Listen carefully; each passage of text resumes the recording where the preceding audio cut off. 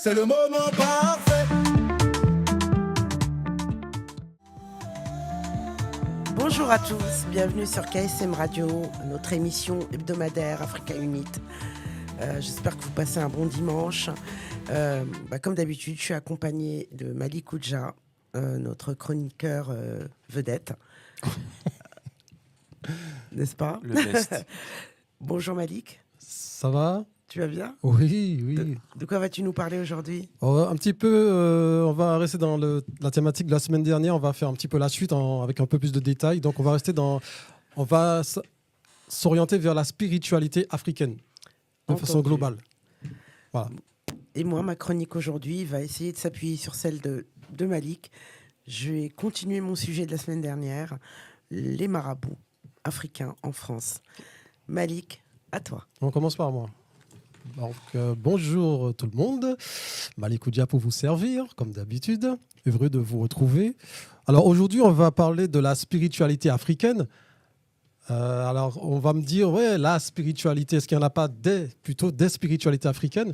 Je vais rester sur la spiritualité africaine parce qu'on va voir qu'en réalité, il y a tellement de points de commun entre les spiritualités qu'en fait, on peut parler de la spiritualité. Et dans un deuxième temps, je vais expliquer un petit peu ce qu'est la spiritualité. Mais au départ, je voudrais qu'on précise une petite chose. Fort simple, mais c'est quelque chose qu'on ne prend jamais en compte. C'est le paradigme. J'explique. Le paradigme, c'est une façon de voir. C'est une façon d'observer la vie. C'est ce que j'explique déjà à ce micro depuis quelque temps déjà. C'est les lunettes qu'on utilise pour voir la vie en général. Donc, c'est selon la culture qu'on a eue, l'éducation qu'on a eue. Donc, vous avez un paradigme sémitique, un paradigme asiatique, amérindien, européen ou occidental globalement. Et il y a un paradigme africain. Donc, c'est une façon de voir les choses. Parce que le sujet d'aujourd'hui va nécessiter qu'on comprenne à partir de quel paradigme on aborde ce sujet, justement. Donc, le paradigme, c'est, par exemple, qu'est-ce que je pourrais prendre? Touria, par exemple, je crois que tu as été en Chine. Oui. Donc, si tu viens me raconter ton expérience en Chine, tu vas me décrire ce que tu as vu, mais tu vas me le faire avec ton paradigme à toi. Tu vas me raconter ton expérience en Chine. Et du coup, moi, qui ne suis pas chinois, je vais t'écouter et je vais profiter, voyager à travers tes paroles, à travers tes mots, tu vois. Mais ton explication, ton vécu, quand tu vas le raconter à un Chinois, ça n'aura pas la même valeur. Parce que lui, il a un paradigme asiatique, ce qui fait que si tu n'as pas le même paradigme que lui, ce que tu auras vu, lui, il va le voir, mais d'une autre manière. Mais toi et moi, si nous n'avons pas le paradigme asiatique, bon, ça se vaut. Mais l'asiatique, lui, il va dire, ouais, mais ta façon d'avoir expliqué les choses, moi, je rentre dans les détails et je vais te dire ça, parce qu'il a un point de vue asiatique. Et donc, il va rentrer en profondeur dans la manière dont tu as vu les choses. Lui, il va te caler sur un point de vue, mais encore plus précis. C'est-à-dire, c'est comme si, par exemple, pour être encore plus précis dans le paradigme, on part de la Chine, on va directement aux Antilles françaises, on va en Martinique ou en Guadeloupe, par exemple. Et là-bas, on joue du tam-tam, du tambour. On appelle ça là-bas le gros K ou le K. Alors, dans le paradigme là-bas, normalement, on ne devrait pas dire jouer du tambour ou jouer du gros K. Parce que ce paradigme-là, il est occidental, il est européen. Parce que chez nous, on ne dit pas jouer du tambour. Parce que le paradigme occidental veut qu'il y a ce qu'on appelle l'art ou les arts. Alors que l'instrument de musique, l'instrument, dans l'Afrique ou aux Antilles, ce n'est pas de l'art, c'est de la science. Donc, on ne va pas associer musique et tambour. Parce que quand on fait ça, déjà, quelqu'un qui s'y connaît dans les paradigmes, il va dire, s'il associe musique et tambour, lui, il parle comme un occidental. Parce que pour lui, le tambour, c'est un instrument de musique, il joue de la musique. Là-bas, on ne va pas employer ce terme, on va dire, on fait le tambour parler. On fait la clarinette parler. On va induire la notion de parole. L'instrument, en vérité, est un émetteur de parole. Parce que dans le paradigme africain ou aux Antilles, comme on est dans la science et non pas seulement dans l'art, on part du principe qu'un instrument, donc si on prend un tambour, une clarinette, en l'utilisant, on arrive sur ce qu'on appelle le terrain de la vibration. tout ce qui existe autour de nous émet des vibrations. Il n'y a rien qui existe qui n'en émet pas. Et chaque vibration va se faire sur une fréquence donnée. Donc, il y a des fréquences basses, moyennes ou hautes. Mais quand on joue du tambour, par exemple, on s'arrime à une fréquence donc, et on va émettre une vibration. Donc, on fait le tambour parler. Vous voyez, donc, le paradigme, comment on approche les choses, ce n'est pas la même chose. C'est-à-dire qu'on fait le tambour parler en Afrique, mais en Europe, l'Européen dira « moi, je joue du tambour ». Il va prendre son tambour, l'Européen, il va jouer, et puis il va nous jouer une mélodie, on va s'amuser. Alors qu'aux Antilles ou en Afrique, pour jouer, donc si on veut utiliser le tambour, donc on ne va pas dire jouer le tambour, mais faire le tambour parler. Dans ce paradigme-là, qu'est-ce qu'on a encore comme détail? Eh ben, il y a ce qu'on appelle les 7 mélodies ou les 7 notes du tambour, ou du gros K. Donc ça veut dire c'est arrimé à un des 7 jours de la semaine, puisqu'on sait que les noms des jours de la semaine sont arrimés à des planètes. Donc lundi, c'est la Lune, etc.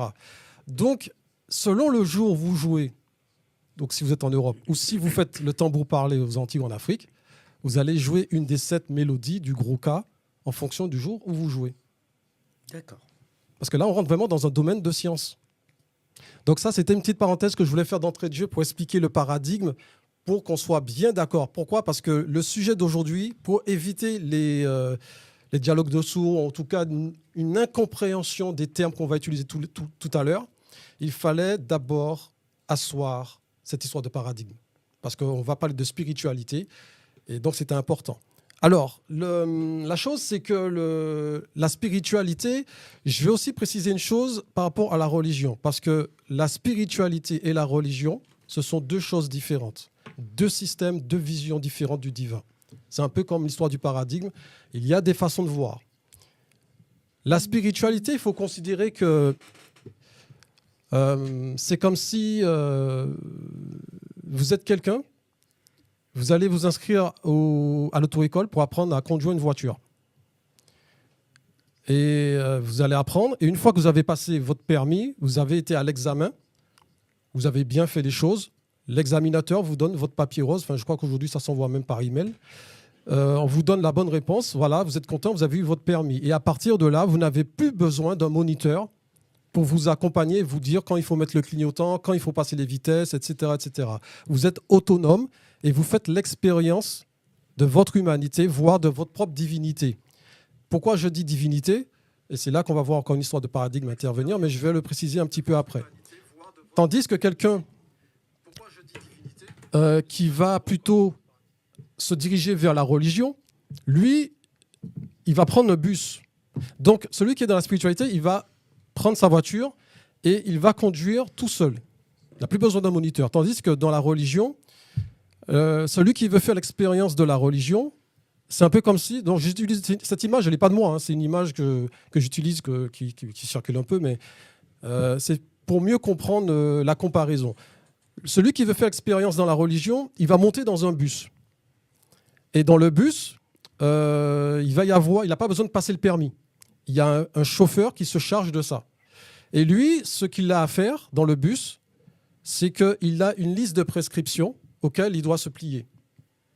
Mais la chose, c'est qu'il n'est pas autonome parce que c'est le bus qui décide quand on s'arrête. Quand il y a des arrêts, il ne fait pas comme dans une voiture, il n'est pas autonome. Il ne peut descendre du bus que là où il y a des arrêts autorisés. Maintenant, la chose, c'est que celui qui est dans la voiture et celui qui est dans le bus, tous les deux ont un cheminement à faire, à réaliser. C'est-à-dire qu'ils vont tous les deux partir d'un point A pour arriver au point B. Donc celui qui est en voiture, qui fait l'expérience de la spiritualité, il va devoir se débrouiller pour partir du point A et rejoindre le point B.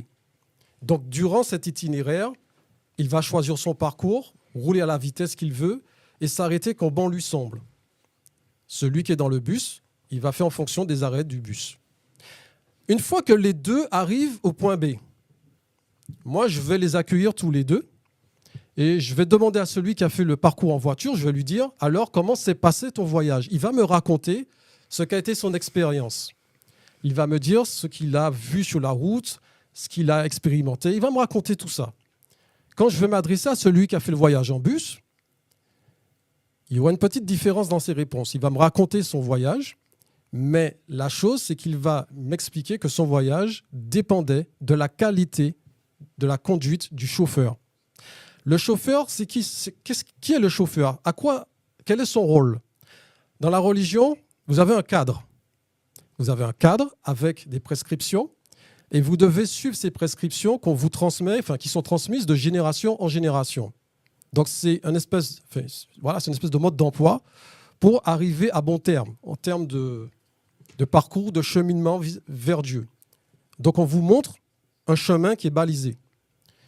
Donc, comme lui, il va m'expliquer que son voyage dépendait du chauffeur, donc le chauffeur, lui, c'est celui qui va, entre guillemets, jouer le rôle de transmission. C'est-à-dire que si vous avez besoin d'éléments pour avancer vers Dieu, c'est lui qui va se charger de ça. Il va vous dire, voilà, en gros, il y a telle information et elle dépend de ce qu'un tel, par exemple, a rapporté après avoir entendu un tel, qui a dit, qui a entendu. Vous voyez ce que je veux dire? C'est la chaîne de transmission. Donc, le chauffeur, il est là pour ça. Il transmet des informations et vous, dans le bus, vous bénéficiez de toutes ces informations pour avancer vers Dieu. Donc, voilà un petit peu en image la différence entre la spiritualité et la religion. C'est que dans la spiritualité, il vous est demandé de pourvoir à votre élévation de façon autonome. Dans la religion, vous êtes encadré. Après, chacun peut suivre l'itinéraire qui l'arrange, mais parfois, j'entends des gens qui disent « Oui, mais moi, j'aimerais bien mettre de temps en temps de la spiritualité dans ma religion. » Donc, quand j'entends ça, je sais avec quel paradigme la personne s'exprime. Parce que si vous avez un paradigme sémitique, occidental, asiatique ou amérindien, peu importe, ça va jouer. Parce que vouloir mélanger de la spiritualité avec la religion, vous allez avoir un conflit intérieur. Parce que la religion et la spiritualité, ce sont deux systèmes différents. C'est deux approches du divin qui sont complètement opposées. Je prends un exemple. Dans la spiritualité, on va vous expliquer que lorsque Dieu a créé l'univers, il a mis une parcelle divine de lui dans tout ce qu'il a créé. C'est-à-dire que vous retrouvez du divin dans tout ce qui nous entoure. Dans la religion, le divin, c'est uniquement Dieu. Il n'y a que lui qui porte la divinité en lui. Le reste est création. Donc, il n'y a pas de choses considérées comme divin ou divine dans la création. Il y a une séparation, il est extérieur à la création. Et tout ce qui est en mouvement, c'est grâce à sa volonté, mais ce ne sont pas des choses considérées comme divins.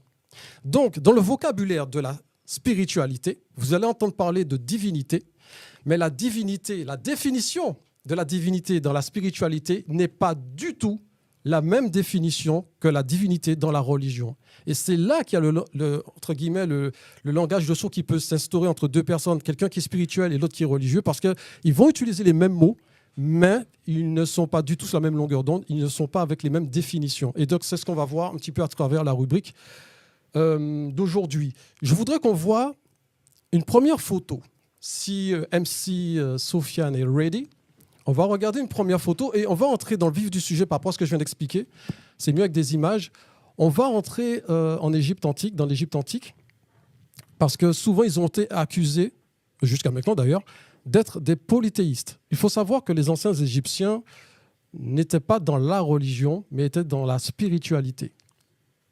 Donc, une fois qu'on a cette image, en fait, cette première photo, alors, c'est une photo qui est prise en Égypte.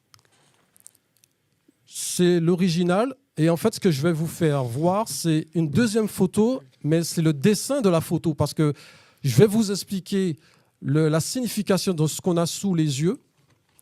Et on va voir en détail pourquoi on a accusé les Égyptiens d'être des polythéistes, alors que ce n'est absolument pas le cas. Est-ce qu'on peut voir la deuxième photo ? C'est le dessin voilà. Parce que quand on ne connaît pas l'iconographie égyptienne, on peut tout raconter.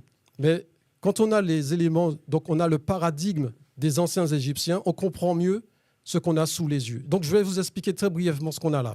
À gauche, vous avez un souverain qui fait un rituel. Et devant lui, il y a 3 divinités. Écoutez bien ce que je dis, parce que vous allez comprendre l'histoire du paradigme. Donc, quand je dis qu'il y a 3 divinités devant lui, là, on va me dire, ah oui, mais Malik Oudja, tu viens de dire qu'ils ne sont pas polythéistes, mais tu parles de 3 divinités. Ben oui, ça serait trop facile. Donc, les 3 divinités que vous avez devant le souverain, en premier, il y a Amon, ensuite, il y a Ra, ensuite, il y a Ptah. Donc, On va me dire, non, Malikoudia, tu es en train de prouver contre toi-même qu'ils sont polythéistes. On se calme. L'iconographie, qu'est-ce qu'elle nous raconte? Le souverain fait un premier rituel à l'aube, c'est-à-dire à un moment où le soleil n'a pas encore franchi la ligne de l'horizon. Donc, quand il fait son rituel, il va s'adresser à Amon. Amon signifie le Dieu qu'on ne peut pas voir, c'est le Dieu invisible. Il va s'adresser ensuite lors d'un deuxième rituel qu'il va effectuer peut-être en milieu de journée quand le soleil, cette fois-ci, a franchi la ligne de l'horizon. Et il ne va pas s'adresser à Amon, il va s'adresser à Ra. Ensuite, il va faire un troisième rituel en fin de journée. Et là, il va s'adresser à Ptah.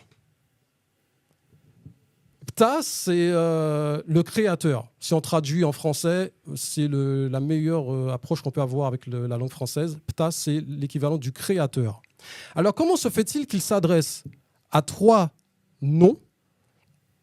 Tout simplement parce que les trois noms, Amon, Ra et Ptah, en réalité désignent une seule et même entité. C'est un peu, par exemple, dans la tradition musulmane, où vous allez entendre parler des 99 noms, ou plutôt les 99 attributs de Dieu. Ça ne veut pas dire qu'il y a 99 dieux. C'est simplement qu'il y a plusieurs façons de le nommer. Eh bien, c'est exactement la même chose si on fait une comparaison. Quand il s'adresse à Amon ou à Ra ou à Ptah, en réalité, ce sont plusieurs noms, mais qui désignent une seule et même entité. Sauf que là où ça diffère de la religion, c'est que le souverain va utiliser le nom de Amon à l'aube. Pourquoi? Parce qu'on va me dire, oui, mais attends, Malikoudia, ok, les trois là, c'est une seule et même entité, mais ils ont des formes. Est-ce que Dieu a une forme? Évidemment que non, puisque je vous ai dit que Amon signifie le Dieu invisible qu'on ne peut pas voir. Donc comment on aurait pu lui donner une forme? En réalité, ce qu'on a là, les trois formes qui sont dessinées ne font pas référence à l'entité dans son essence, mais font d'abord référence à la signification du nom utilisé. Donc là, je ne vais pas entrer dans ce détail-là parce que là, il nous faudrait 2 heures pour détailler pour les trois noms qui désignent cette seule et même entité. Mais ce que je veux vous faire comprendre, c'est que là où il va s'adresser à Amon, donc à l'aube, pourquoi Amon à l'aube? Parce que comme je l'ai dit, par rapport au tambour, etc., il y a de la vibration. La plus grosse source d'énergie, donc de vibration autour de nous, elle vient du soleil. Quand le soleil est là et quand il n'est pas là, la vibration autour de nous n'est pas la même. Donc quand il s'adresse à Amon, il utilise un des noms de Dieu au niveau de la vibration qui va correspondre au moment où il fait le rituel. Et c'est pour ça que quand il refait le rituel et que le soleil est arrivé dans le ciel, il ne va plus utiliser le nom de Amon, il va utiliser le nom de Ra. Pourquoi? Parce que dans le nom de Ra, le niveau vibratoire correspond au moment où il fait le rituel. Et Ptah, c'est la même chose quand il fait son troisième rituel, il utilise un des noms de Dieu qui correspond au niveau vibratoire du moment, c'est-à-dire qui correspond à l'heure où il fait ce troisième rituel. Ça veut dire que là, si Touria, par exemple, a un projet, là, elle a un projet. Ce projet est dans sa tête. Elle a formulé un projet dans sa tête et vous voyez que personne ne peut voir ce dont il s'agit, à part Touria. Donc, ça veut dire qu'à un moment donné, sur le plan vibratoire, elle a émis une idée, un projet est né dans sa tête et elle va mettre en œuvre quelque chose, elle va mettre en mouvement quelque chose pour que l'idée qu'elle a devienne une réalité. Donc, qu'est-ce qui va se passer? Elle va contacter des gens, elle va faire les causes pour que son projet devienne réalité. Donc, c'est pour ça que vous allez comprendre pourquoi, par exemple, Ptah, le créateur, était en 3e position et non pas en 1er ou en 2e. Une fois que son projet prend forme, le projet rentre dans la réalité. C'est-à-dire que moi, les voisins, Sofiane, n'importe qui, nous allons commencer à voir concrètement le projet que Touria était seul à voir au départ. Donc, son projet rentre dans le processus de création. Mais on n'est plus sur la même énergie, c'est-à-dire qu'au moment où elle a conçu l'idée dans sa tête, elle était sur une énergie particulière. Quand elle fait les causes pour mettre en place son projet, elle est sur elle a un autre niveau d'énergie. Et quand son projet est devenu matérialisé autour de nous, qu'on voit réellement ce que c'est, elle est encore sur un 3e plan, sur une 3e station énergétique. C'est exactement ce qu'on avait là avec le souverain quand il fait 3 rituels devant 3 entités, enfin 3 divinités. Donc, c'est pour ça que je rappelle que la définition de la divinité dans la spiritualité n'est pas la définition de la divinité dans la religion. Parce que dans la religion, quand on parle de divinité, la divinité, elle est au singulier. Par exemple, si on se dit monothéiste. Là, on a une spiritualité basée sur le monothéisme. Mais comme le mot divinité n'a pas la même définition que dans la religion, donc ça peut embrouiller l'esprit en disant « Tiens, on parle de divinité au pluriel ». Pourquoi ? Dans la spiritualité, Dieu a mis une parcelle divine de lui-même dans tout ce qu'il a créé. C'est pour cela qu'avec le vocabulaire de la spiritualité, on va parler de divinité au pluriel parce que la chose qui contient une parcelle du divin est elle-même considérée comme étant divine. Mais c'est pour ça que je dis que c'est une histoire de paradigme. Et c'est difficile à concevoir quand on a été habitué toute sa vie à comprendre les choses d'une seule manière. Donc vous voyez, c'est vraiment une conception. Ceux qui veulent mettre de la spiritualité dans la religion, je dis attention, il faut bien distinguer l'un de l'autre parce que ce sont 2 systèmes vraiment différents. Ce sont 2 approches du divin. Je vais vous lire quelque chose, d'accord, que je vais piocher directement dans un texte égyptien. Et ceux qui sont habitués à être dans la religion, c'est plutôt à eux que je m'adresse parce que je vais leur demander de tendre l'oreille et d'essayer de capter quelque chose qui pourrait les choquer. Donc, je lis un texte égyptien. Je vous lis en français direct, comme ça on gagne du temps. Donc, adressons nos louanges au Créateur, le maître de la vérité et de la justice. Prosternons-nous devant son cas. Le cas, c'est son essence, ce qui le constitue. Donc, prosternons-nous devant son cas. Je lui adresse mes louanges. Jusque dans les hauteurs du ciel, j'exalte sa perfection dans la création. Il est parfait lorsqu'il est miséricordieux. Est-ce que quelqu'un qui est dans la religion, par exemple, qui est juif, chrétien ou musulman, est-ce que quelque chose l'a choqué à l'oreille dans ce qu'il a entendu? Je ne sais pas si on a des commentaires déjà, mais voilà, j'ai lu... Ça ressemble à Al-Fatiha, au premier verset du Coran. Dieu est au singulier. Oui. Il n'a pas dit adressons nos louanges au Dieu, c'est-à-dire au pluriel. Je vais vous lire un deuxième passage très rapidement, donc qui est tout aussi, enfin, qui est même voire plus précis, puisque là on a, alors, je vous lis juste un passage, 2 phrases, même pas une phrase. Donc on a vu sur la photo que le premier rituel était adressé à Amon. Amon, c'est le dieu qu'on ne peut pas voir, je le rappelle. Et là, il est écrit donc gloire à toi, ô Amon. Mais surtout, il est écrit, il est le Dieu unique. Il n'y en a pas d'autre à part lui. Vous avez cette même phrase dans le Coran, Sourate 2, verset 163. C'est la colonne vertébrale dans le Coran, l'unicité divine. Vous avez dans un texte égyptien, il est le Dieu unique. Il n'y en a pas d'autre à part lui. Vous avez les mêmes mots, Sourate 2, verset 163. Ouais. Est-ce qu'il y a contradiction? Je ne pense pas. Attends, on a exactement... Je me permets, je vais aller vérifier. Vérifie. Je me permets. Ah, je répète, comme je le dis dans d'autres émissions, tout ce que je dis, il faut le vérifier. Parce que l'information, elle est toujours mieux digérée quand on fait l'enquête par soi-même. J'ai encore du son là, je peux continuer? Oh, ouais. Donc, je vous lis un troisième passage pour terminer avec ça, avec les textes égyptiens. Donc, on a donc le gloire au Dieu unique. Donc, on retrouve la même formule. Aux formes cachées, aux visages multiples et inconnaissables, créateur du visible et de l'invisible, gloire au maître de l'éternité, lui qui connaît hier et qui connaît demain, etc., etc. Dieu est au singulier. Après, alors, on verra après avec la spiritualité africaine dans son ensemble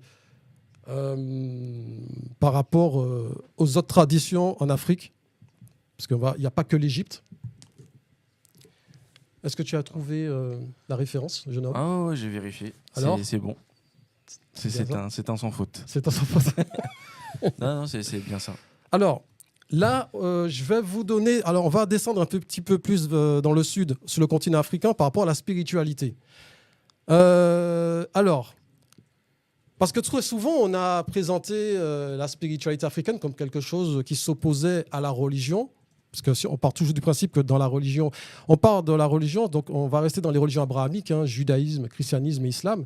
Donc souvent on les oppose, spiritualité, christianisme et islam. Mais il faut savoir que dans les traditions spirituelles de l'Afrique ancestrale, là aussi on a dit que Dieu était au pluriel. En fait, on va voir que non. Donc là, je vais vous donner simplement les noms de Dieu dans différents groupes en Afrique. Donc Dieu, il s'appelle Niamey chez les Akans du Ghana. Dieu, c'est Nyazi chez les Bantous du Kenya. Ngei chez les Kikuyu du Kenya. Dieu, c'est Tsui Goab chez les Tonga du Mozambique. Ama chez les Dogons du Mali. Mangala chez les Bambara du Mali. Marwija Nenjila chez les Bantous du Congo. Et par exemple, on a le nom de Dieu, donc il s'appelle Zambi au Katanga. Et je pourrais faire une liste encore, mais je m'arrête là déjà. Donc la cosmothéologie en Afrique noire, par exemple, là aussi on retrouve l'idée d'un Dieu unique. Et moi, ça. C'est Mousse. C'est de la faute à Mousse encore. Ah, j'ai cru que c'était un réveil. Ouais, non. Du coup, ça pose une question, c'est-à-dire ils ont tous été avertis. En tout cas, on ne peut pas les accuser de... Oui. En fait, la différence entre la religion abrahamique en général et la spiritualité, c'est que les trois religions abrahamiques fonctionnent sur le système de révélation. C'est-à-dire que c'est tombé du ciel. Or, dans la spiritualité, ce n'est pas du tout le cas. C'est l'observation de l'humain qui a fait qu'il a décodé ce que lui a, enfin en tout cas la personne qui est dans la spiritualité va dire, le vrai livre de Dieu qui est vraiment là. C'est par ses recherches, par ses c'est le livre du ciel. Okay. C'est-à-dire qu'il va vous dire, le gars qui est dans la spiritualité va vous dire, si je prends un Coran et que je lis un Coran, je vais par exemple de temps en temps trouver des expressions du style, il y a des signes pour ceux qui raisonnent ou qui réfléchissent. Il y a des signes, il y a des choses que l'être humain est appelé à voir avec les yeux de son cœur. C'est pour ça qu'on demande de méditer. Il faut méditer, mais c'est surtout que... Parce que si vous prenez un Coran, vous savez, moi je vois des gens qui prennent un Coran, ils font leurs ablutions et tout ça, ils demandent protection, et ils attaquent le Coran, ils font leur lecture du Coran. Le Coran est un livre initiatique. On peut le lire. Ça ne veut pas dire que ce qu'on lit, on le comprend. Parce que très souvent, on fait cette erreur de réciter, mais... En vérité, derrière les mots, étant donné que derrière chaque mot, il y a de la vibration, c'est pour ça, vous savez, je crois que Touria va en parler certainement tout à l'heure, mais je ne m'avance pas trop parce que sa rubrique, elle va être chargée, je pense. Mais vous savez, quand vous faites appel à quelqu'un pour venir soigner quelqu'un avec du Coran, cette personne va réciter du Coran sur quelqu'un qui doit être soigné, mais cette personne ne va pas réciter n'importe quel verset du Coran. Elle va réciter des versets précis parce que les mots du Coran, comme toute parole, comme les paroles que je vais émettre, comme n'importe qui quand elle parle, en fait, on est dans la vibration. Les mots ont de la vibration, mais tous les mots ne vibrent pas sur la même fréquence. Donc, il y a des fréquences plus hautes, des fréquences plus basses. Donc, des vibrations plus fortes, des vibrations moins fortes. Et donc, la chose, c'est que quand on ouvre un Coran, normalement, on devrait être initié sur ça, parce que les gens tout de suite vont prendre peur. Ils vont dire, oh, tu parles de fréquence, vibration. Moi, j'entends, ouais, c'est du shirk. Ouais. Bon, on se calme parce que déjà... C'est du quoi ? Du shirk. C'est-à-dire du shirk. Voilà, ils vont dire c'est de l'association mineure ou je ne sais pas quoi, alors qu'ils n'ont même pas étudié le sujet. Mais les mots, qu'on le veuille ou non, fonctionnent avec la vibration. C'est pour ça que quand Dieu dit qu'il a créé avec le verbe, il n'a qu'à dire que la chose soit et la chose est, c'est avec le verbe. Mais le verbe de Dieu fonctionne avec la vibration. Parce que tout ce qui est rentré en création est entré en création avec de la vibration. Et tous les jours, autour de nous, la création est toujours en mouvement. Elle ne s'est pas arrêtée. Elle n'est pas figée. La Terre, elle tourne, le soleil, tout est en mouvement. Le matin, là où vous étiez, vous n'êtes pas au même endroit le soir. Tout est en mouvement. Ah, il y en a, hein. Il y en a, oui, bien sûr. Donc, pour terminer sur la cosmothéologie en Afrique, je vais vous lire très rapidement dans les textes des Bambara. En fait, on retrouve un petit peu l'idée du Dieu unique. Je vous lis ça très très rapidement pour terminer. Au début, il n'y avait rien, sinon un être. Cet être était un vide vivant couvrant potentiellement les existences contingentes. Le temps infini était la demeure de cet être un. L'être un se donna le nom de Mangala. Alors il créa un œuf merveilleux comportant 9 divisions et y introduisit les 9 états fondamentaux de l'existence.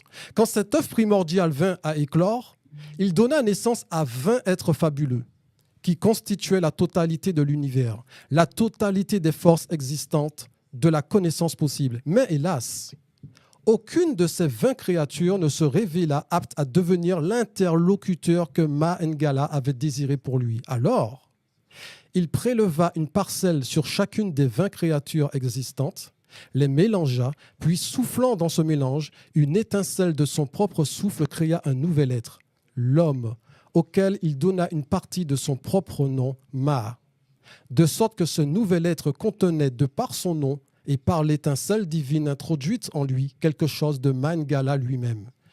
Là, on est dans la cosmothéologie Bambara et qui raconte qu'au départ, on a affaire à un être un. Encore une fois, on avait déjà fait une émission il y a quelque temps sur le Dieu unique dans la spiritualité africaine. Et par exemple, les anciens Égyptiens, pour désigner le Dieu unique, en hiéroglyphe, ils écrivaient un 1. Le 1 qu'on utilise jusqu'à aujourd'hui. Donc, c'est pour ne pas faire plus précis que ça. Dans la cosmothéologie des Bantous, pareil, je vous lis juste 3 phrases qui résument l'approche qu'ils ont de Dieu. Au commencement de toutes les choses, l'Esprit est né, Maruija Nenjila, le premier, le grand Seigneur de tout et le créateur de tous les esprits qui apparurent en sa suite, se manifesta seul par sa propre action. Maruija Nenjila, en tant qu'unique esprit créateur immortel, possède toutes les sciences, tous les pouvoirs, toutes les connaissances, etc. etc. Maruija Nenjila, c'est son nom, ça signifie c'est Dieu qui contient tout ce qui existe et tout ce qui n'existe pas encore. On va terminer, parce qu'il y a des cosmothéologies, il y en a tellement en Afrique qu'on ne va pas tous les faire. Je termine simplement avec la cosmothéologie du MVET. Alors là, je vais lire aussi pareil très rapidement ce qui est dit là-dessus et vous allez voir que c'est extrêmement précis. Au commencement, Eyo, donc c'est le nom de Dieu, était seul à être. Donc on a encore cette idée du Dieu unique. Il était seul et la vie et la lumière étaient en lui. Tout autour de lui était néant. Il n'y avait pas de temps. Il n'y avait pas d'espace ni de matière. Il était seul et seul, mais il était. Il était hors de Tam, de Lamé et de Megnouk, donc hors du temps, hors de l'espace et hors de la matière. Tout se réduisait à lui. Alors, il se mit à réfléchir. Et Yo pensa et trouva le mot « vie ». Et Yo était en effet le seul à vivre, le seul à être. Il se dit alors, et si j'élargissais la vie?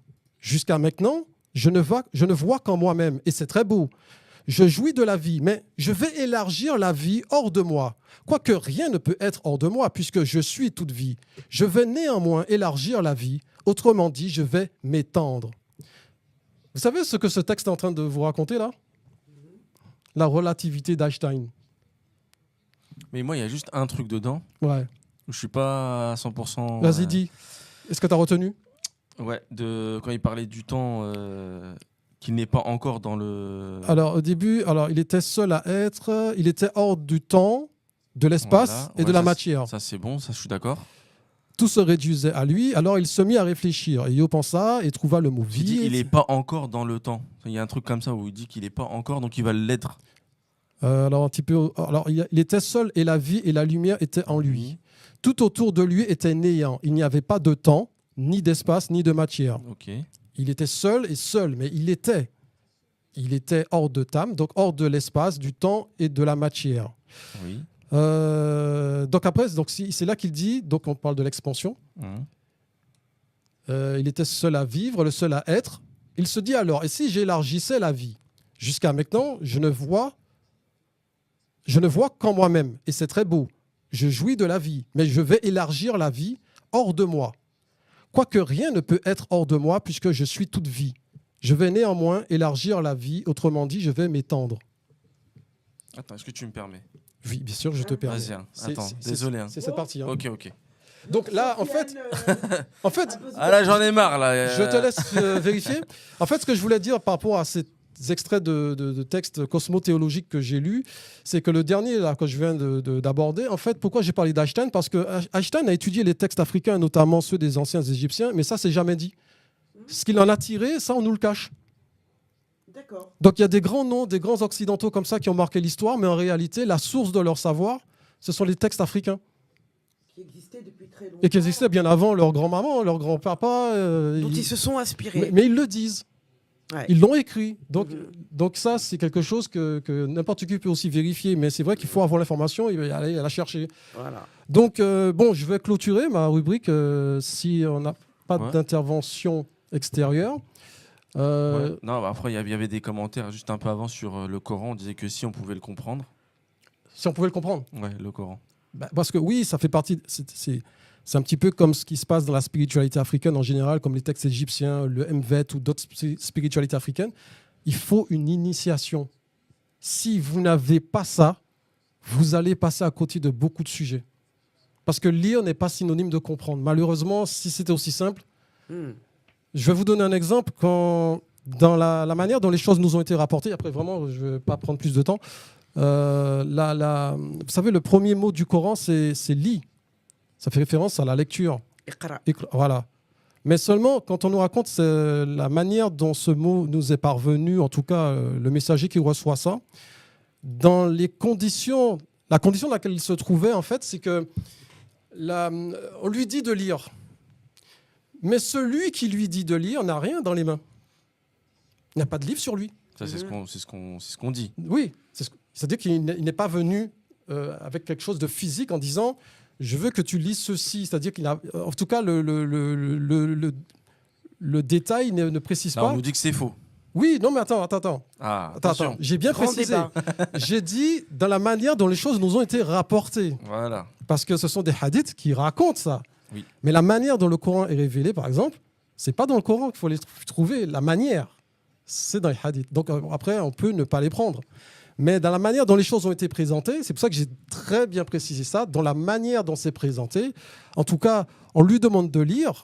Donc il y a une version qui dit qu'il a répondu, le messager a dit que je ne sais pas lire. Il y a une autre version qui dit mais qu'est-ce que je dois lire? Parce que c'est ce qui sous-entendait, bah oui, mais on lui dit de lire, mais la personne qui lui dit de lire n'a rien dans les mains. Et quand il a compris la signification du verbe lire, c'est là que la suite du verset a pris son sens et a été révélé au messager. Donc en fait, là où je voulais insister, c'est la signification du verbe lire. Parce que en fait, il y a une première approche que voilà, j'ai un support souple d'écriture et je vais lire. Mais il y a un deuxième aspect, et là on va aller plus sur la vibration. Le mot lire va prendre une autre dimension. Parce que ce n'est pas avec les yeux physiques que vous allez lire, c'est avec les yeux de votre cœur. Et généralement, les yeux du cœur, on ne les active pas très souvent. Les oreilles de notre cœur, on ne les active pas très souvent. Et ça demande une éducation de l'âme. Ça demande une éducation et une initiation parce que vous n'allez pas ouvrir les yeux de votre cœur un joli matin, vous vous réveillez. Ah, les yeux de mon cœur aussi vont s'ouvrir. Non.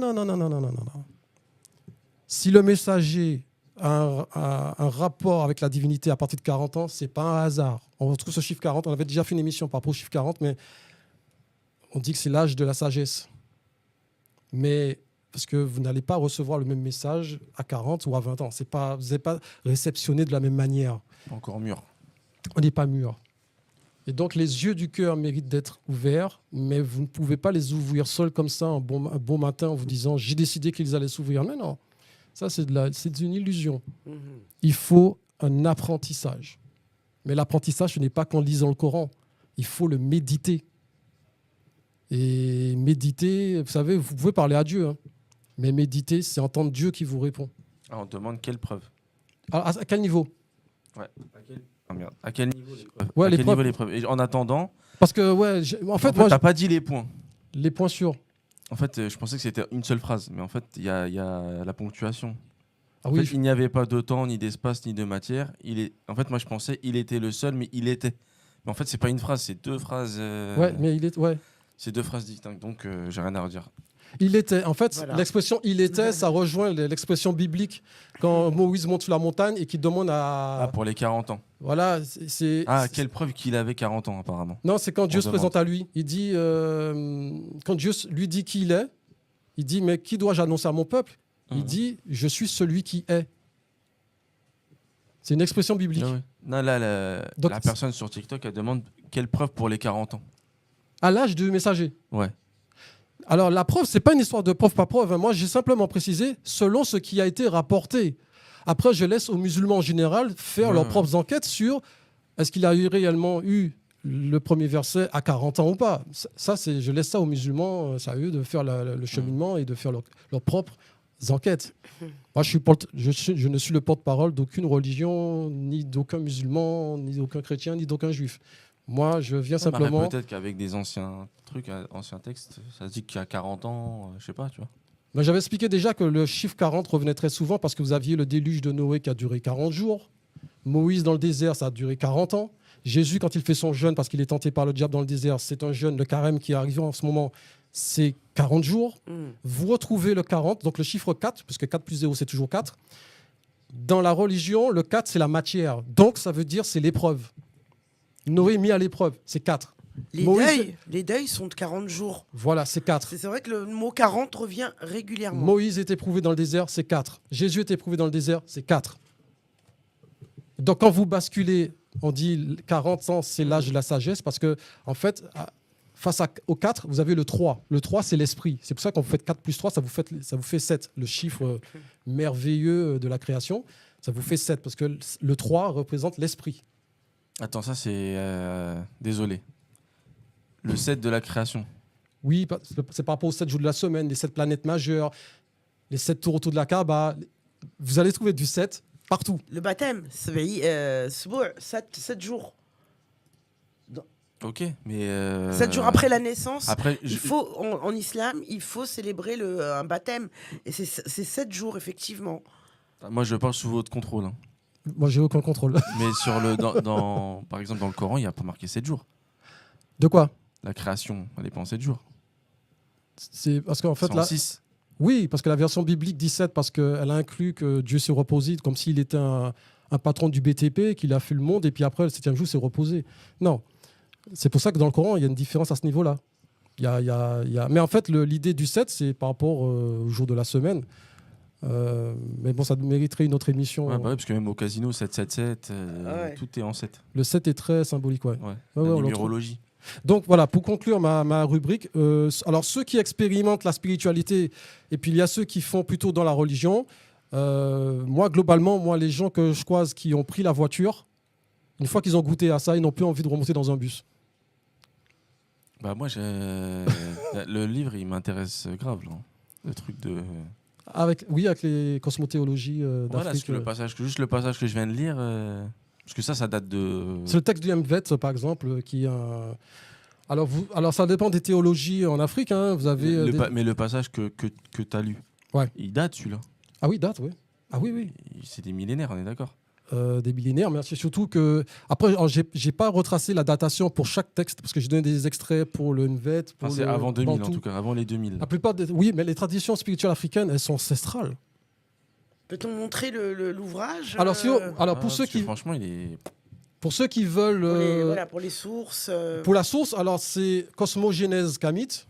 il le voit très bien. Ouais. Voilà, d'Omotunde, qui est l'auteur, qui est un gars de Guadeloupe. Hein. Bon, il nous a quittés déjà, malheureusement, c'était une tête pensante, hein, mais il nous a déjà quittés. Mais il a Cosmogénèse, là c'est le tome 1, parce qu'il y a 4 tomes. Pour ceux qui sont intéressés, effectivement, vous pouvez trouver des informations. Et pour ceux qui veulent faire leur propre recherche, effectivement, ça vous donne déjà un début de piste pour creuser la question. Okay. Voilà, je m'arrête là parce que parce que même là on voit plein de trucs sur les baptêmes et tout, mais il y a beaucoup de choses à dire parce que là on dit qu'il n'y a pas de baptême non plus. De quoi?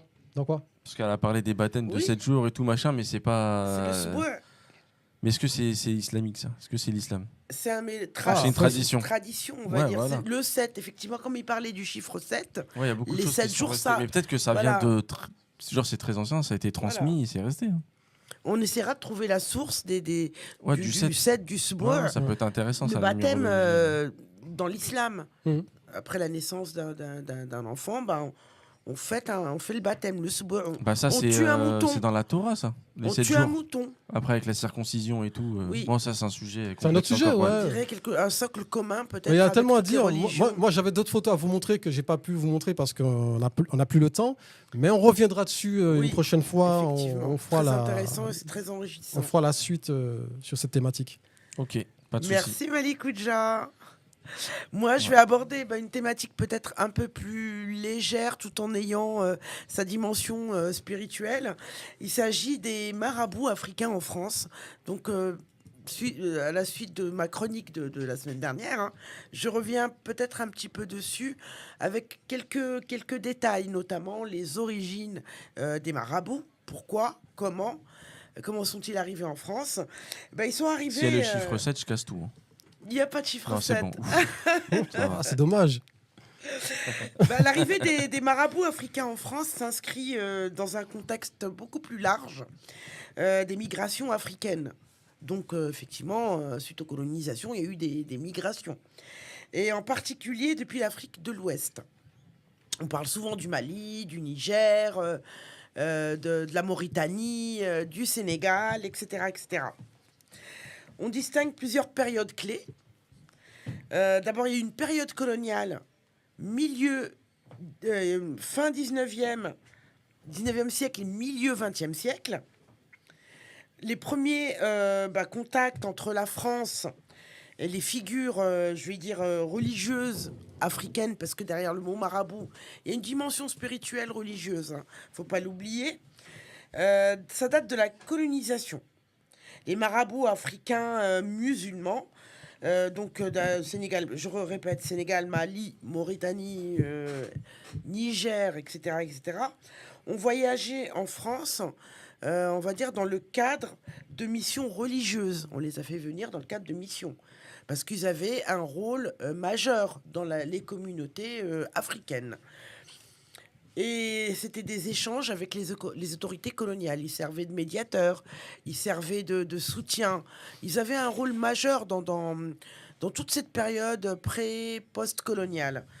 Certains sont venus avec des tirailleurs sénégalais pendant les guerres mondiales à l'époque. Mais ils ont apporté avec eux toutes leurs pratiques. Donc ça date quand même d'un certain temps. Ça date pas du début du 21e. Ça a commencé quand même au 19e siècle, en pleine période de colonisation. Les années 60 et à 80 à peu près, il y a eu cette immigration post-coloniale qui est arrivée, donc pour notamment reconstruire la France suite aux différentes guerres, construire des autoroutes, des routes. Donc il y a eu quand même cette migration avait un rôle important de construction pour la France. Donc cette vague migratoire vers la France, elle s'est intensifiée des pays que j'ai précédemment cités, le Mali, le Niger, la Mauritanie, le Sénégal, etc., etc. Alors, maintenant, les marabouts en France et leur rôle dans la communauté. Donc les marabouts ouest-africains ont joué un rôle, on va dire, multifonctionnel. Au sein des communautés musulmanes en général, on ne va pas parler que des Africains de l'Ouest. Ils avaient un rôle majeur. Ils agissaient en tant qu'enseignants du Coran. Les enfants d'immigrés allaient à la mosquée du coin, donc apprenaient le Coran. Ils avaient donc cette grande mission d'enseignement du Coran. Régulateurs de conflits dans les familles. On parle des marabouts. Hein. Ouais, des marabouts, toujours. Je suis dans le sujet des marabouts. Okay. Ils réglaient les conflits, médiateurs. Ils avaient et présidaient aussi aux cérémonies religieuses, telles que les baptêmes, les mariages, les funérailles, les fêtes religieuses très importantes, comme l'Aïd, etc., etc. Et ils avaient vraiment, ils avaient une connaissance approfondie des textes musulmans qui leur permettait également de pratiquer la divination. Ils avaient une telle connaissance ils avaient une dimension, on va dire, ésotérique, une dimension, voilà, les divinations, le côté médium, le côté je vois l'avenir, je peux t'aider. Donc, ils offraient des prédictions et des prières spécifiques pour ceux qui les consultaient. Donc il y avait aussi la divination. Bien sûr. Ok. Donc, il y avait vraiment une J'allais demander mystique. est-ce que- C'était mystique. Ils apportaient tout ce côté, on va dire, mystique, le côté médium. Donc, par rapport à Donc leur... ça veut dire les voyants de maintenant, en vérité, c'est les marabouts occidentaux, quoi. Voilà, exactement. Quand on va voir une voyante ou un voyant, Non, mais les voyants occidentaux, ils ont toujours existé. Hein. D'ailleurs, les sorcières, les voyants, les médiums, on les brûlait hein, à bûcher. l'époque. Bon, au après, bûcher. Voilà. quand ça nous arrangeait, on disait c'est une sorcière. Voilà. Nous, C'était pas forcément une sorcière, on disait dès que ça arrangeait Voilà. pas le roi ou l'autre, c'était une sorcière. Donc, et depuis les années 70, ils se sont installés dans les grandes villes, en Île-de-France, Paris, banlieue, tout ce qui est banlieue. Et ils ont trouvé vraiment un environnement favorable pour la pratique de leur art, on va dire. Hein, c'est un art quand même, hein, de pouvoir aider les populations en détresse, à vous apporter peut-être ce qui va se passer dans l'avenir. On y croit, on n'y croit pas. Hein. Ouais. Là, c'est vraiment un contexte. Je parle des marabouts et de leur rôle. Donc, ils exerçaient leur pratique traditionnelle de divination et de soutien face à l'adversité. Ils avaient une clientèle diversifiée, il ne faut pas oublier. Il y avait effectivement les Africains en général, donc toutes les communautés ouest-africaines, nord-africaines, mais aussi les Européens qui allaient les consulter.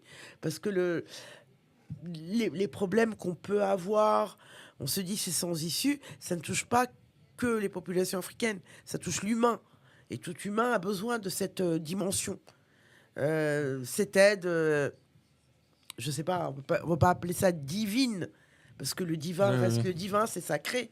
Mais on a besoin parfois d'un coup de pouce, du destin. Même si on dit que on s'associe shirk.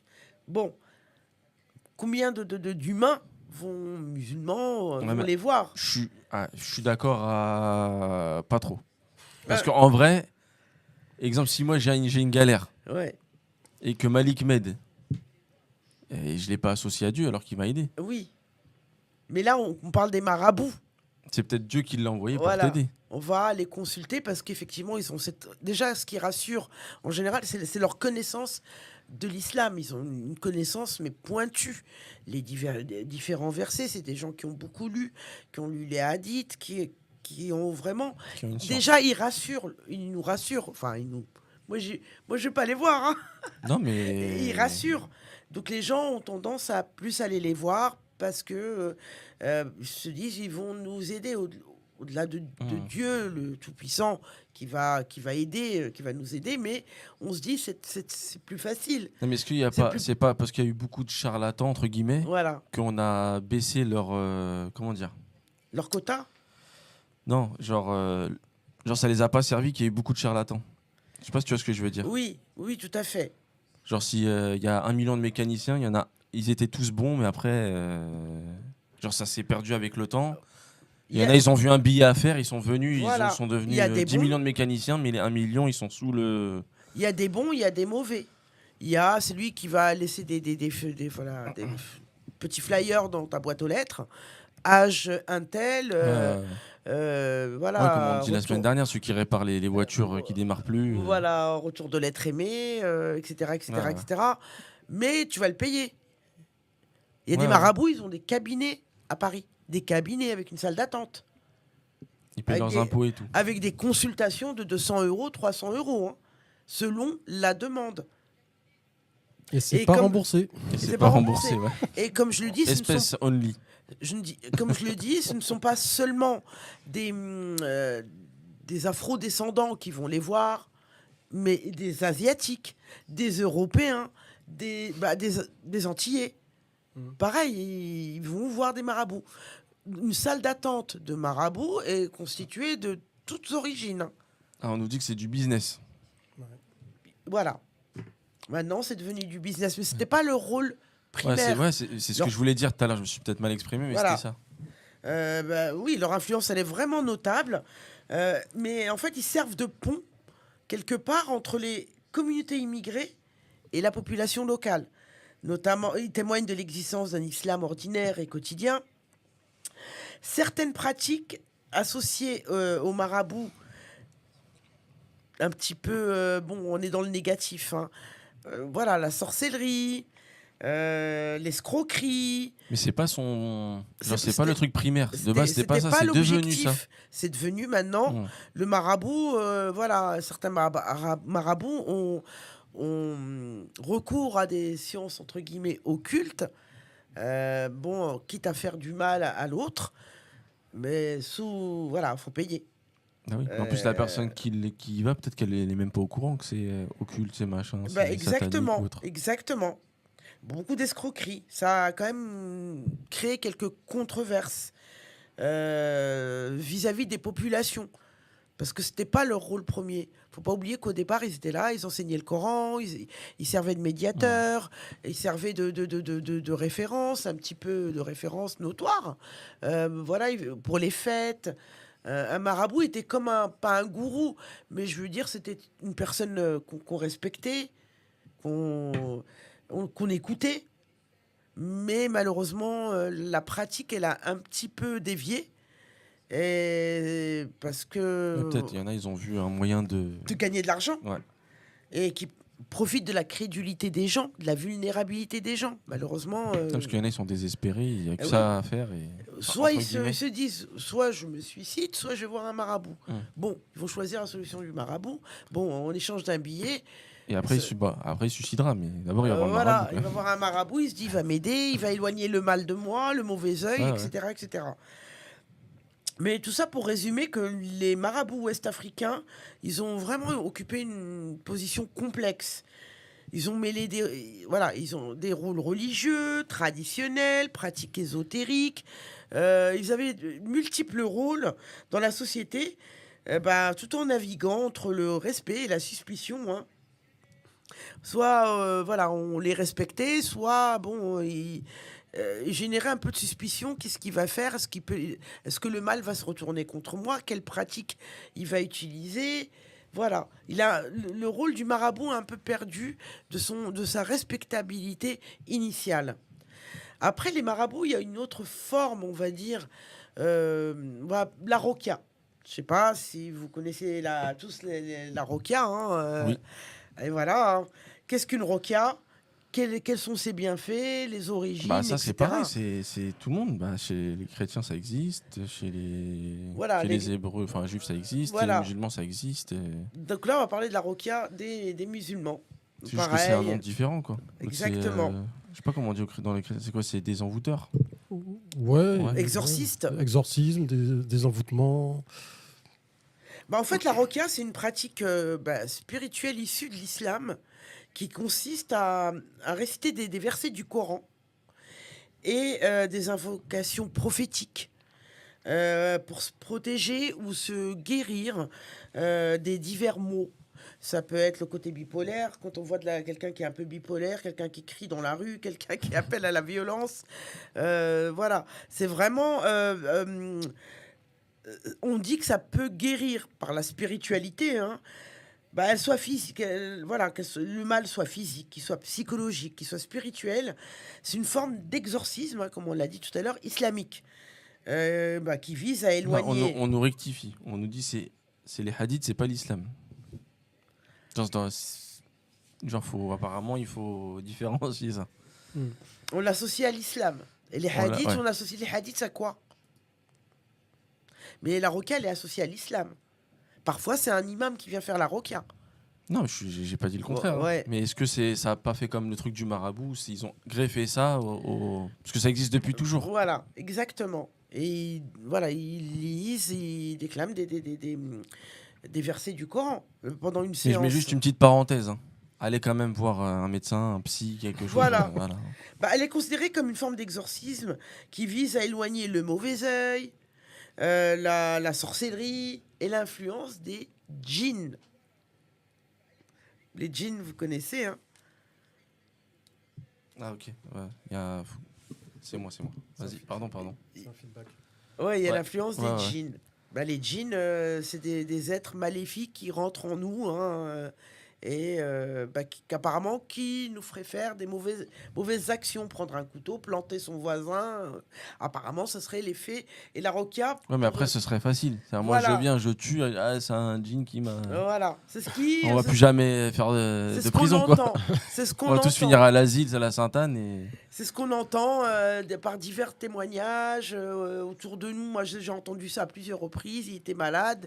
Non, il y a sûrement des choses, mais il y en a plein qui jouent aussi dessus, quoi. Pourquoi on fait appel à la roquia? Il y a plusieurs raisons. Comme je l'ai dit tout à l'heure, on se protège du mauvais œil en prévention. Ça a un côté préventif. Selon la tradition islamique, le mauvais œil peut causer du tort à une personne en raison d'une jalousie ou d'une admiration excessive. Le mauvais œil, c'est quoi? C'est soit on est jaloux, soit on admire tellement la personne que inconsciemment... Mais ceux qui ont admiré, je sais pas, Michael Jackson par exemple, mais il a rien eu. Hein. Ah bah quand même... Il était bien. Il a fini avec des procès pour attouchement sur des gamins. Non, ça c'est parce qu'il a fait ça c'est parce qu'il a fait un discours. Moi, je pense qu'il a fait un rituel bizarre. Bon, après, voilà. On verra. Non, mais c'est des gens, ils ont des rituels, ils se protègent. Hein. C'est des gens qui se protègent. Exactement. Ah oui, t'inquiète pas. Alors, pourquoi pratiquer la roquia? Donc, on a dit se protéger du mauvais œil, éloigner la sorcellerie ou sihr, comme on dit. Certains pensent que des sorts ou des malédictions peuvent, on va dire, causer ou affecter la vie d'une personne. Elles peuvent affecter leur santé, leur bien-être, leur richesse. Ils étaient riches, ils vont devenir pauvres. Donc, on dit que pratiquer la roquia peut éloigner le mal. Donc, tout ce qui est sihr et sorcellerie, magie noire et autres. Se débarrasser aussi de l'influence des djinns, comme j'ai dit tout à l'heure. Comme je l'ai expliqué, une personne qui crie, qui était normale et qui du jour au lendemain commence à avoir à être violente, à être agressive. On dit oui, c'est un mauvais djinn qui est rentré en elle. On appelle un imam, parce qu'il faut avoir quand même, faut savoir le faire. C'est pas tous les imams. John Constantine. Voilà. Tu connais Constantine? John Constantine, ouais. Et là, ça va barder après. Ouais.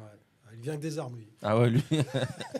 Donc voilà, ça permet d'éloigner le djinn, soigner des troubles psychologiques et physiques. Voilà les bienfaits de la roquia. Certains musulmans croient que la roquia peut aider à traiter des angoisses, des insomnies, des douleurs inexpliquées, des inflammations dans le corps, des choses comme ça. Donc, on peut se le faire à soi-même. Non, il faut que ce soit une personne externe qui le fasse, un imam. Pas nous, vis-à-vis de nous. Mais c'est un imam qui vient et qui fait ça, un imam reconnu. Quelqu'un qui a une pratique régulière de la roquia. Même certaines douleurs inexpliquées, là où les traitements classiques d'un médecin ne peuvent rien faire. Souvent, je n'arrive pas à me soigner de cette maladie. Qu'est-ce qui se passe? C'est un mauvais djinn, c'est un cerf. On nous dit le placebo. Ça peut faire un effet aussi placebo. Peut-être qu'il y avait peut-être rien et que la personne, ça lui a quand même fait du bien et tant mieux. Après, il vient, il s'enferme dans une pièce, il lit des versets spécifiques qui peuvent éloigner, soigner, éloigner le mauvais œil.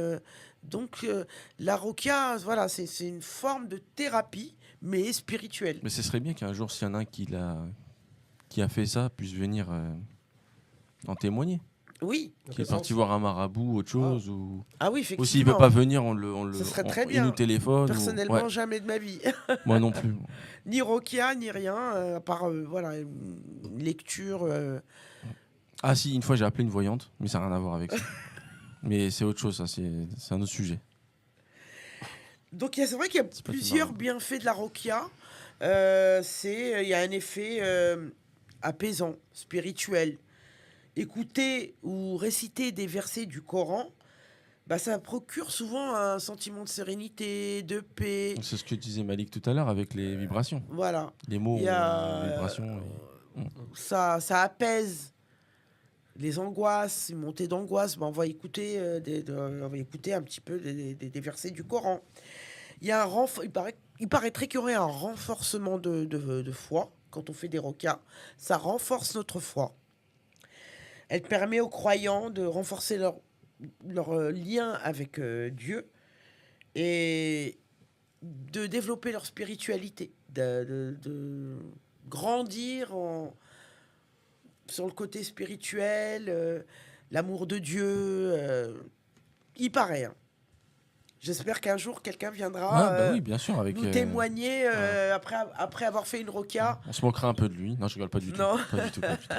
Est-ce que vraiment ça a augmenté sa spiritualité, ça l'a plus rapproché de Dieu? Et si ça a marché surtout.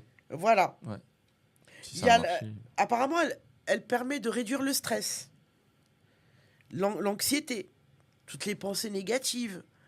Les gens qui ont des pensées négatives, envie de se suicider, envie de mettre fin à leur jour, etc., etc., de déprimer, apparemment, ça aide les dépressifs. Et une protection spirituelle, un bouclier, on va dire. Ça nous protège du mauvais œil, ça nous protège de tous les aléas de la vie, etc., etc., hein. Les influences négatives, les énergies négatives, parce qu'aussi on parle d'énergie, hein, par les djinns, par des choses comme ça. Voilà les bienfaits. Mais attention, elle doit être pratiquée conformément. Il y a quand même des règles de sécurité. On ne fait pas une rokia comme ça. Les sorties de secours. On n'est pas dans un avion. Comme ça, Elle suivez doit les être lumières vraiment lumineuses.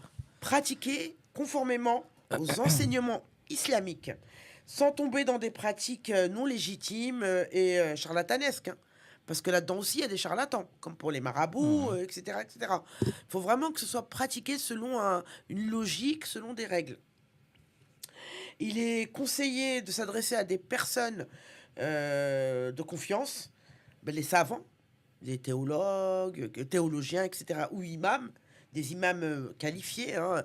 Ils sont reconnus en général dans les quartiers, dans les... Ah oui, il faut aller voir l'imam un tel. Ah bah lui, il fait des rokas, il est spécialisé. Donc le bouche à oreille, par rapport à la pratique de la roka, elle existe. Et c'est courant. Bon, j'ai un problème, mon frère a eu un accident. Bon, on éloigne l'Aïstel, comme on dit. Hein. Ma mère est tombée malade, ma soeur ceci, moi cela. Ah non, allô, je vais appeler quelqu'un qui connaît un imam et qui va me faire une rokia. Et ça, c'est pour arrêter dans l'imaginaire collectif. Voilà, tout rentre dans l'ordre, tout le monde va mieux, le frère qui a eu un accident, la mère qui était malade, ça protège, ça renforce sa spiritualité et ça protège la maison. On fait venir un imam pour la rokia pour protéger notre maison, notre foyer du mauvais œil du voisin. Ça, c'est très courant. Et on l'entend autour de nous. Hein. Ah, mais moi, vendredi prochain, il y a un imam qui vient. C'est pour... je sens que j'ai le mauvais œil. Ça, je l'ai entendu. Donc, il faut faire vraiment attention et ne pas tomber avec des imams qui demandent des sommes exorbitantes ou utilisent des méthodes douteuses. Parce que normalement, il n'est pas censé encaisser de l'argent. Celui qui demande 1000 euros, méfiance. 10 fois sans frais. Voilà. Je accepte chèque, carte bleue, compte. Voici mon IBAN PayPal. Il faut faire très très attention à tous ces imams peu scrupuleux. Parce que c'est quand même... Là, on nous dit c'est que chez... On dit c'est que chez Abdelkader, jamais chez Brad et Jennifer. Et que chez les Abdelkader, on va voir c'est ça. Brad et Jennifer, je suis pas d'accord. Ah ouais? Il y a pas longtemps, j'ai entendu une personne d'origine portugaise qui était une cliente assidue tout ce qui est médium, éloigner du mal, éloigner le mal, faire des talismans obscurs. Ah oui, j'étais choquée. C'était une Portugaise. Je ne donnerai pas son nom, évidemment. Oui. Moi, je la regardais comme ça. Juste la première lettre? Non, non, mais en fait, elle, ses copines... La première syllabe est... J.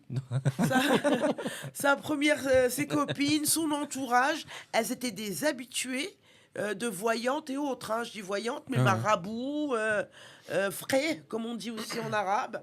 Elle m'a dit oui, je suis allée voir un fki à Barbès. Je l'ai regardé comme ça. Ah bon, c'est une Portugaise. Et aussi, et pour rentrer dans les trucs des précautions, tout ça, machin, jamais une femme seule aussi. Oui.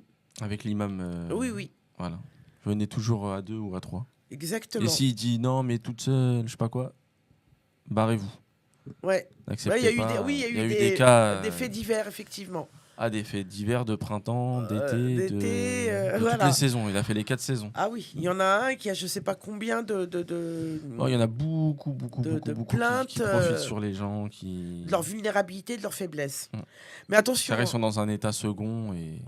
La Rokia ne remplace pas la médecine classique. Hein. Ouais. Faut quand même consulter c'est pas pour la migraine, va pas voir un. Voilà. Va pas faire faut quand même consulter un professionnel de santé pour les IRM, les scanners et autres. Hein. Ne pas croire que c'est médecine.